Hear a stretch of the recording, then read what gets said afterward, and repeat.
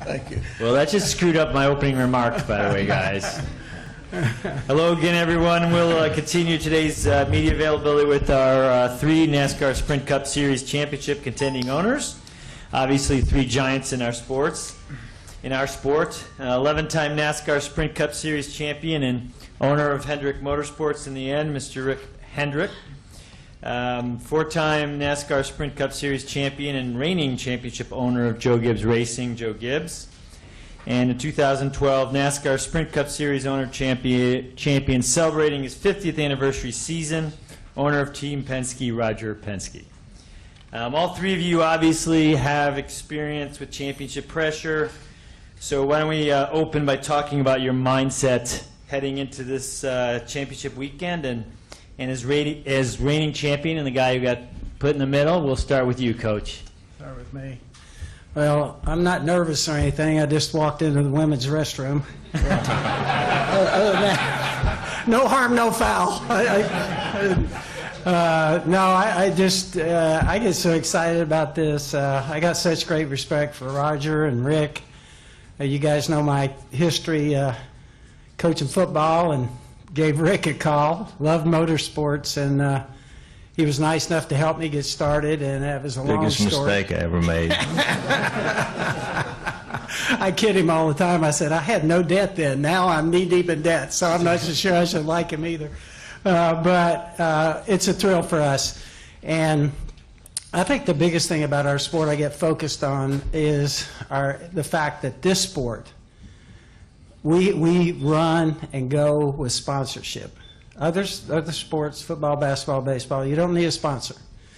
But over here, it's a huge deal for us. And every time I think about that, and I think about the people that are going to be here this weekend from some of the biggest and best corporations in the world. And we stop and think about that just on our teams. It's going to be Coke. It's going to be Toyota. It's going to be Stanley Black & Decker. It's going to be Interstate Batteries. It's going to be Subway. It's going to be Aris Corporation. You just think about that. Mars with Kyle. It's just a huge deal for us. They're all going to be here.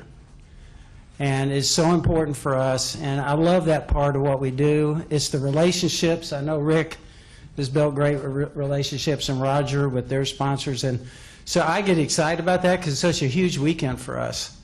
And to have them here, to be a part of this, and our fan base for me, you see our fans, they're so loyal. We had fan day at our place. Actually had fans that stayed all night to get autographs the next morning. So I love it from that standpoint. I'm thrilled to be a part of it. I'm really excited about this weekend. I think it's going to be, for the fans, I don't think you can get anything better. These 4 guys want it really, really bad. Mr. Hendrick? Let Roger go next. I don't know about this. I'm not sure how I got here. 11-time winner, 4-time winner, Super Bowl champion. I'm just glad to be in the club with you guys. You know, it's quite an honor. But for me and for our whole team, it's amazing to think about the season, 30-plus races, and to come down where there's 4 great drivers. And I would say this: when you look at the demographics of our drivers, you look at what they've accomplished individually and collectively on and off the track. It's amazing. And we had good racing last weekend. I know Joe was disappointed. We were had a great day, but I just want to thank the media and everyone for the support. People talk about our sport and what's going on. To me, having run the Super Bowl in Detroit back in 2006 and seeing football down, and yet we're not down quite as much because of social media and some of the other mediums that take place to drive sports. But we talk about the commercial side of this, Joe. Our drivers got to be not only great drivers and tough, they've got to understand the technical side of the business, and the commercial side today becomes more and more important as we field these teams and have to run at the top. So for me and for Team Penske, and certainly after 50 years, I probably should get the hell out of here, but I've got some work to do to just try to keep you guys honest. Well, it's you know, it is an honor for me to be here with these guys because they're both really good friends of mine. And, you know, it's hard to believe that we've been able to win this thing 11 times. Really excited for Jimmy to go for 7. I think it's, you know, really a neat situation. We had a big pep rally. I think it was Wednesday, and all our folks are excited. Is Marty Snyder in here? Is Marty here? No, Marty's here or not. But he was doing an interview with Jimmy, and I don't FaceTime, but some of our folks were FaceTiming. And so I called Jimmy, and he didn't answer the phone. So then I texted him, and they saw that it was me, and I said, "You didn't answer my phone," and it was pretty funny. But he's excited. Our organization's excited. It's going to be a very competitive race. I think the fans are going to get their money's worth. And you know, for me, I'd love to win it. I'd like to see Jimmy get number 7. But I'm just happy to be here because 20 years ago yesterday I was diagnosed with leukemia, and I didn't have much of a shot. And these guys sitting right here did a lot to try to find a match for me, and I get to publicly thank you for that. And so I'm just taking it like this is a great opportunity. We made it to the finals, and we're going to give it everything we've got, and somebody's going to come out of here the champion, and at least we have a shot. All right, we'll open it up for questions from the media. We'll start over here with Jeff, next to you, to the right, and then down to Bob Pockrass. Hi, Coach Gibbs. You're the first owner to have 2 drivers in the championship under this format. Yesterday, they kind of differed a little bit on how much information they want to share. They kind of deferred to you. How much information do you want them to share? Do you want them to be as open as they've been all season? I think there's some information at the shop, but to be quite truthfully, both of them want this in the worst way, and they're going to compete. And so we are not sharing a lot of stuff. It's going to be up to them individually.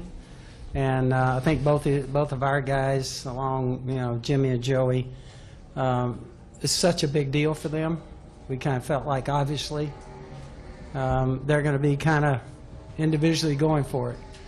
And so it'll be at practice today and everything. So big deal for both of them, but they'll both kind of be on their own here.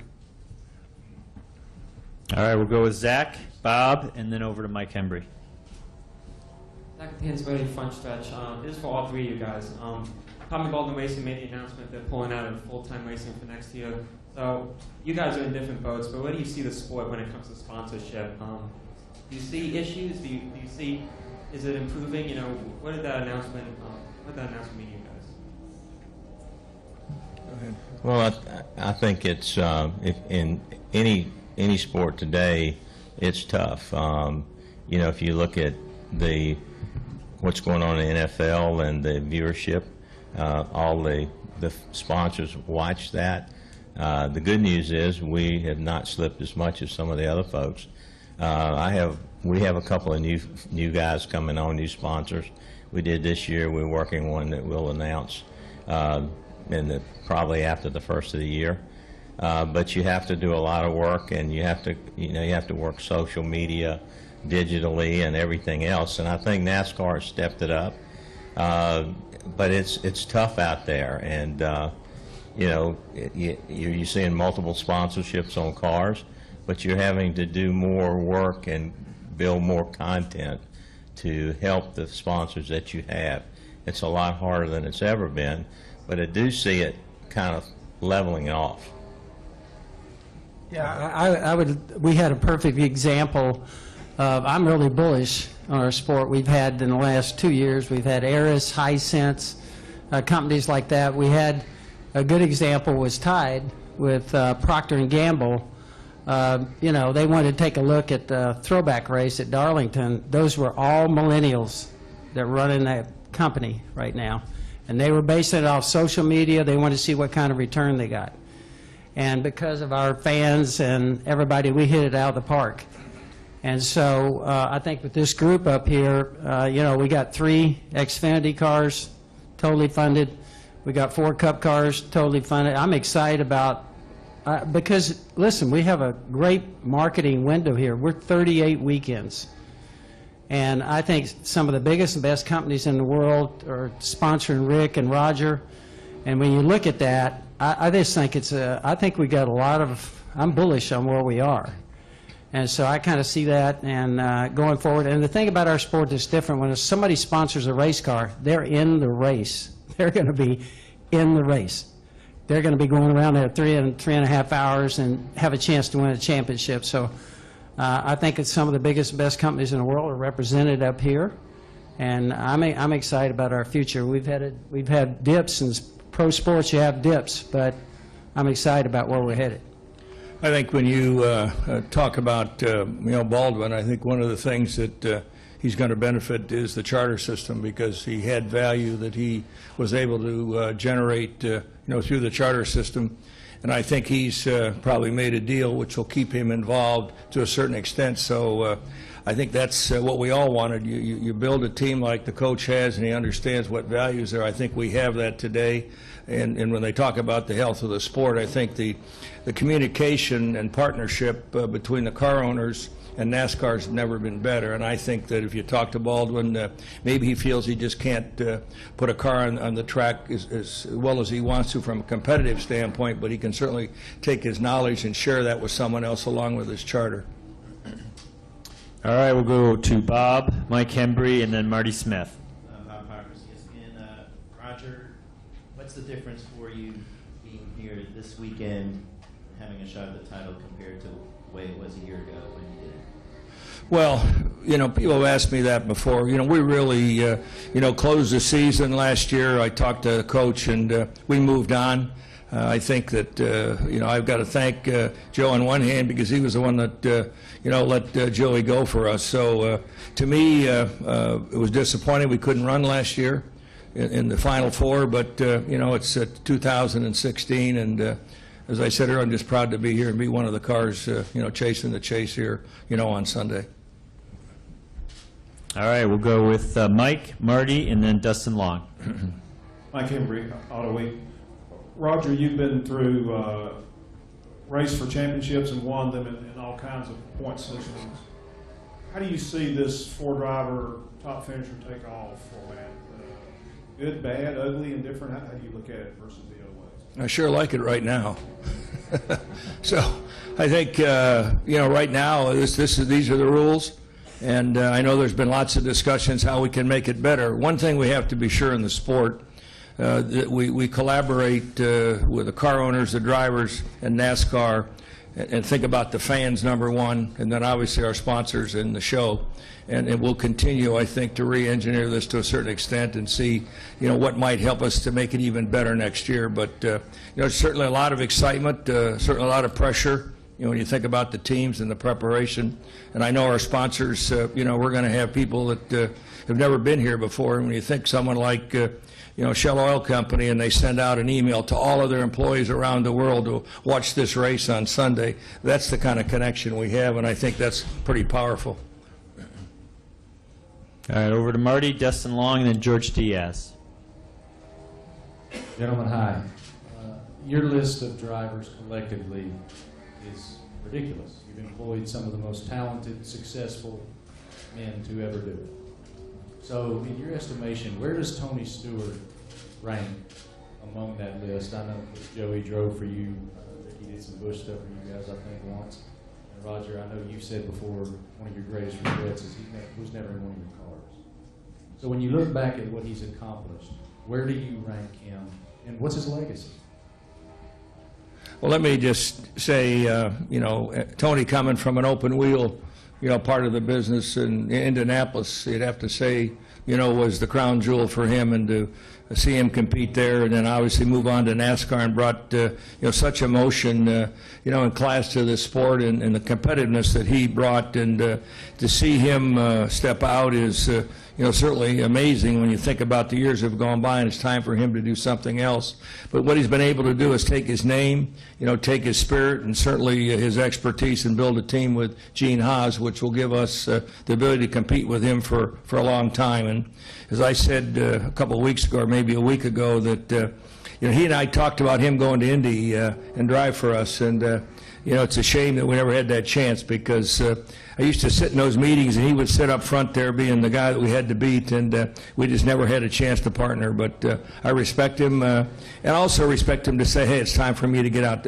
Rick Mears did that a number of years ago. He said, Roger, I just can't dig down deep enough anymore to make it happen. I think that's where Tony is. Yeah, I think there's so many things about Tony. First meeting him, I think he was one of the guys that had the best feeling for himself and a great pride about what he wanted to do in life. And we talked to him when we signed him. He said to me, he says, I'm not ready. He said, and I don't know that I've heard that from somebody else that's a driver. He said, I'm not ready. I'm not going to embarrass myself. He said, I want to spend some time in Xfinity Series, Busch Series. And when he was racing for us, he had such a passion. That's his total focus. And when Tony went after it, I don't care what the track was, I thought he was one of the great competitors. I tell a story on him that when he first came with us, and I used it in football too, we had a horrible pit stop, when he first went to Cup. Most drivers go nuts and everything. And I always remember this. He was at the back of the field, and he goes like this. He goes, watch this. And honestly, he went to the front faster than anybody. And so I use that in football. If you're down and think you're down, I always used to use that, watch this. And he said, hey, I used to sign up to start in the back of the field over there at midget racing and stuff so I could win $10,000. This guy, I think he's special. I'm glad he's going to continue to be in our sport. And I think we all, really respect what he's done. Yeah, I think Tony brought a lot of color, excitement. He mentored a lot of young drivers. He sure showed a lot of passion. I got to win Daytona Busch race with him, and he's somebody that the sport needed and still needs. And I think his face. He was in the owners' meeting the other day, and I think he will add a lot. And I think, as Roger said, he knows it's time to step out and do something else. So having him in the ownership role, I think, is going to be great for the sport of NASCAR. All right, we'll go Dustin Long, George Diaz, and David Scott. Dustin Long, NBC Sports for Rick. It was this race 11 years ago that nearly ended the partnership of Jimmy and Chad. Jimmy said the other day that over time, you kind of come to him and Chad and ask, is it still working? Why would you do that, and what were you looking at, or how much were you considering it at the times since to making the change? I think it's the toughest question, and when you have a relationship, it could be in a dealership, it could be in a race team, when you have two guys that have been so good, and you try to decide, is it time? And this year we started off really well, and then we hit a lull in the summer, and it was we asked ourselves then, is this time? Do we need to make a change? But when you see things that are so close, I think that's when they work harder. And we've had we really just sit down and work hard together and try to identify weaknesses. And I think they have both made a commitment. They want to retire together. They want to finish their careers together. So when there's problems, everybody kind of locks arms. And this year, the whole organization did about the summer, and the speed picked up for all the cars. But it was a situation. I think their relationship right now. I think this summer was the biggest test we've had, when we just weren't running after winning a couple of races and struggling, but they did not lose focus, and it wasn't one of those situations where, we talked it out, but it was not a time when we were going to say, let's just try something different. All right, we'll go George, David, and then Claire B. Over here, George Diaz with Airline Sentinel for Mr. Penske. Sure. Hey, Joe. You're described as an entrepreneur in pieces that one reads. Did it come by happenstance, or were you always focused on having such diversified business interests? Well, I think, I love cars as a young individual, and my dad took me to Indy, and, it kind of became part of my DNA was with automobiles, and then had the chance to become a Chevrolet dealer back in Philadelphia in 1965, and, that, and along with our race team helped us build a brand, so I would say it started right at the beginning, and, the access, as Joe knows, and certainly Rick does, to the OEMs, because when we win with their brand, it's just something that drives through a company, don't you say, your sponsors? And that gave us a real opportunity to connect at the highest levels, and that gave me the opportunity to build partnerships which have made the difference, in our company in the past and certainly still today. All right, David, clear B, and then Tom Jensen.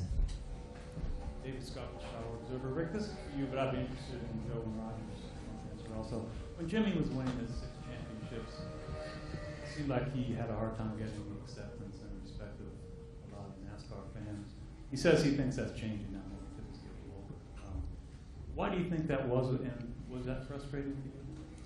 Yeah, it is. I think I was talking to someone a little bit earlier, and they said Jimmy seems to be very vanilla, and Jimmy's kind of everything but vanilla. I mean, he may come across at the track that way because he's so focused and driven, and he thinks like a computer when he's in the car. If you listen to him give feedback and break it down, or in a debrief, he's just so, the way he eats, the way he exercises, everything's about physical and mental fitness for the race car.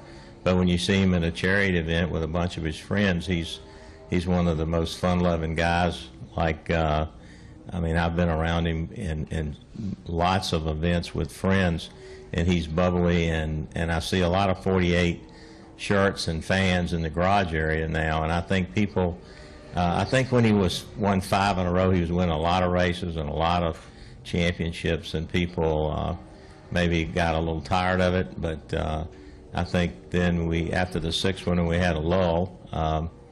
I think they respect him now, and they look at what he's accomplished, and I feel like I still say that Jimmy's going to get more credit when he's done than he'll get when he's driving.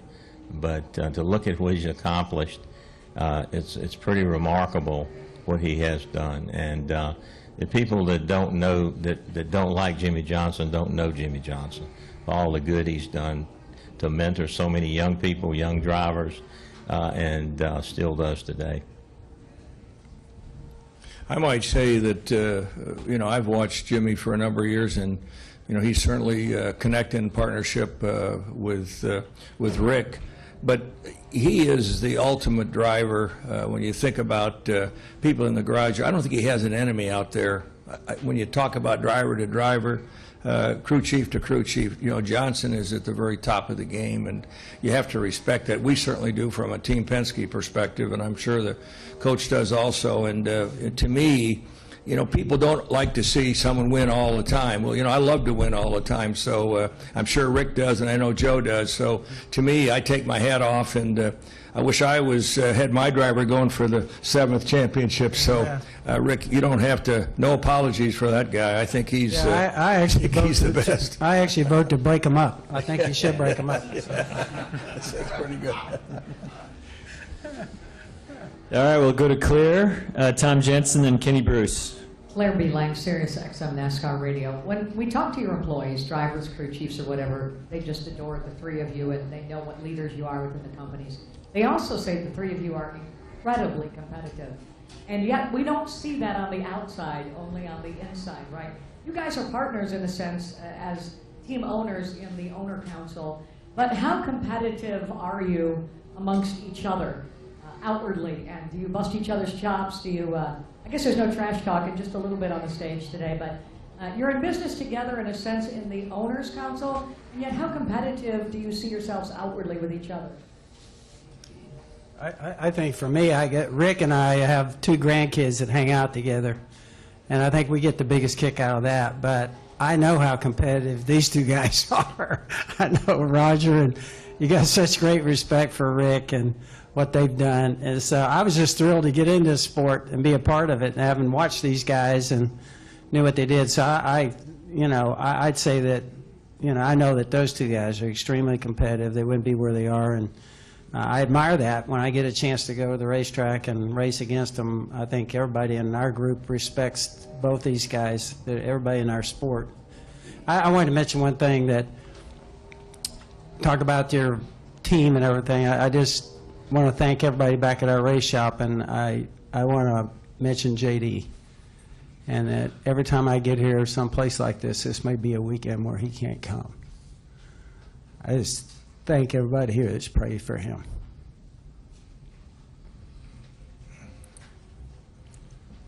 All right, we'll go to Tom Jensen, Kenny Bruce, and then back to Jeff. Sunday morning or early afternoon, right before you guys climb in the cars, what's the last piece of advice you're going to give? Well, I think that if you give them any different advice that you gave them 36 weeks ago, I think you're probably making a mistake. I think they got to take it on as another race. The one thing that's different on Sunday, we're racing 3 other people, that's all. So we don't have to worry about 37. I think that's really the difference. I think to try to keep as much pressure off of them as possible and not try to say, they know what they got to do. These guys, all of them are champions, and just let them go do their job and support them. They're going to have enough pressure. So it's just, we've done the best I know all 4 of these teams have prepared as the best we know how, and go out and do the best we can, and leave it all on the track, and that's it. Coach, anything from you? You got 2 drivers, a little different than the guys on your left and right. They're going to wreck each other. Do you think? That may be a distinct possibility. So this is going to be between Roger and I. Yeah, there you go. That's right. He'll take care of it for us. No, I think, we were thrilled to get our 2 guys in there. But I do look at it as, I know Joey. I know what this is going to be for him and for Jimmy. So I look at it as we're thrilled to have 2 of our guys in there and our sponsors. So we're thrilled for that part of it. But it's going to be an individual deal. Believe me, they're going to be going for it, all 4 of these guys. And I know how bad our 2 guys, I watched them. And they pretty much set down a bunch of rules. And basically it was just, we're going to try and make it a normal weekend, just what Rick said. And so that's what I think that's probably the best way to approach it. All right, we'll go down here to Kenny, then back to Jeff, and then over to Lewis. Bruce from NASCAR.com. You 3 gentlemen all came in at different times. I think Roger was 70s, Rick was 80s, Joe was in the early 90s. In the garage, we've always seen teams watch each other and see what they're doing and if that's going to work for them. Can't keep any secrets out there. As owners, do you guys watch what each other does and how they run their individual operations and maybe adapt that to how you guys run your businesses, or is it strictly, I know what's best for my business and I'm not concerned with what other people? I would say that, from my perspective, I use Coach Gibbs and Rick, really as models, for our organization. You don't have the success he had in football, and also the way he's built this team in such a short time. And we look at that, and then from a commercial perspective, to be able to show companies that we're trying to deal with, the see Mars and see Lowe's and people, just to mention a few, and see those folks be involved is a real plus for us, and it has been much different than when we were back in the 70s running.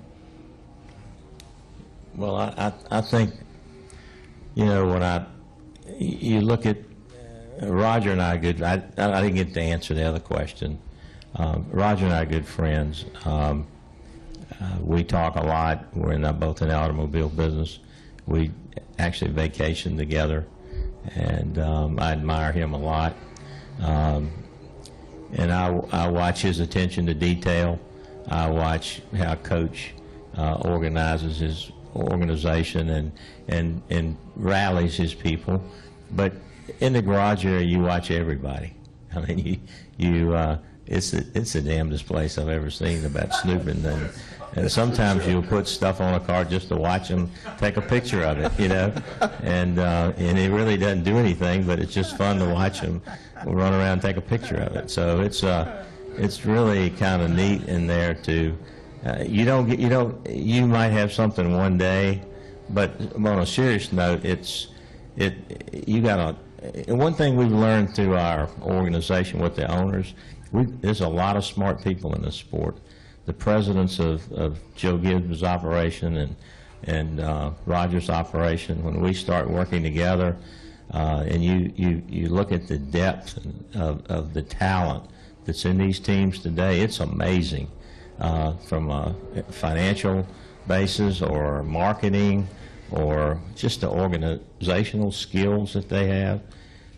It's really phenomenal to me, because I remember when I started and what I started with, and you know, with 5 people and Harry and renting transmissions and gears, and you look at the technology and everything else that goes out there today. So I think we've built off of each other. You see someone step it up, and then you step it up, and then we force each other to get better.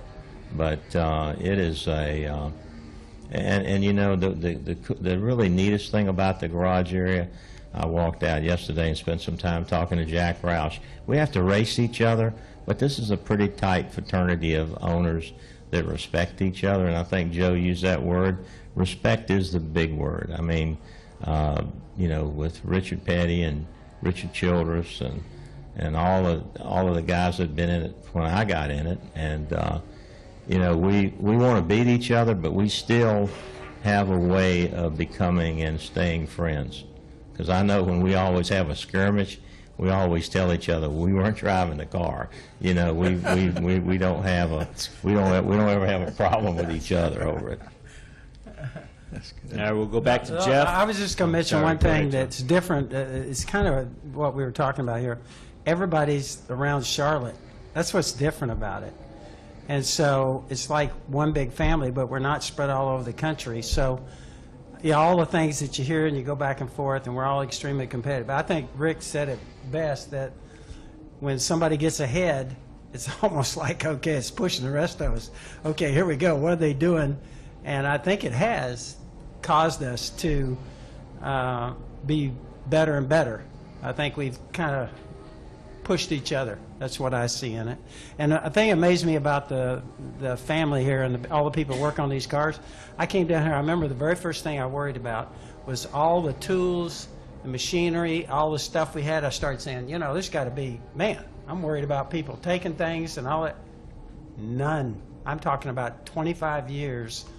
I don't know of anything, with the exception of, we had one janitor try to take a motor one time. Wasn't real smart. But other than that, it's an amazing fraternity that we have everything around, and people don't take things, and they really respect each other. I think that's great about what we do, and I kind of quit worrying about it. All right, we'll go back to Jeff and then wrap it up with Lewis.